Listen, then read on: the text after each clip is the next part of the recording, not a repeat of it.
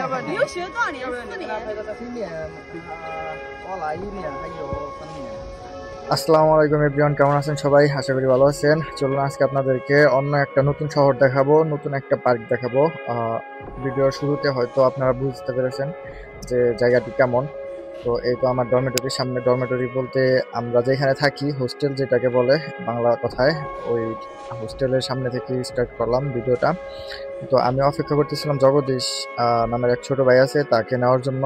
তো তাকে নেওয়ার পরে এই তো রওনা দিয়ে দিয়েছি।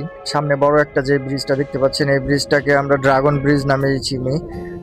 এই ব্রিজটা অনেক সুন্দর এবং এই শহরের মধ্যে সব থেকে বড় ব্রিজ এটা। এটা রাতের বেলায় অনেক বেশি সুন্দর লাগে।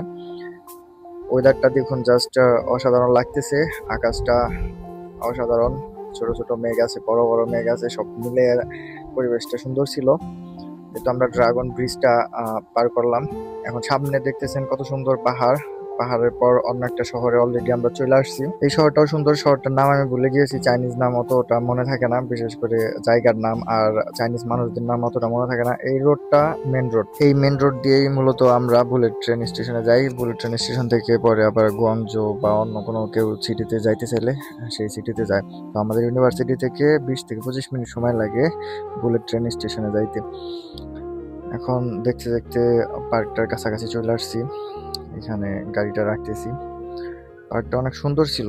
পার্কটাতে বিকাল টাইমে গেলে আরো বেশি ভালো লাগতো। আমাদের যাইতে যাইতে আর কি সন্ধ্যা হয়ে গেছিল মোটামুটি।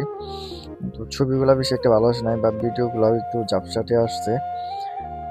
তো আমরা পার্কের ভিতরে ঢুকতেছি সোজাসুজি। এটা পার্ক বললেও চলে, আবার সোসাইটি থেকে একটা মানে সুন্দর একটা পরিবেশ করছে। আপনার হচ্ছে গিয়ে এক্সারসাইজ করার জন্য ওদের একটা জিনিস বেশি খেয়াল করছি আমি, যেখানে একটা সোসাইটি বানাবো, যেমন ধরেন 15-20টা বিল্ডিং উঠাবো, তারপর এখানে আর কি অ্যাপার্টমেন্ট ভাড়া দেওয়া হয়। ওই অ্যাপার্টমেন্টগুলোর যে যত লোকজন আছে ওই লোকজনদের জন্য প্রথমত একটা বাজার করা হয়। বাজার বলতে বড় সড়ো একটা শপিং মল, যেখানে সবকিছু থাকে A to Z।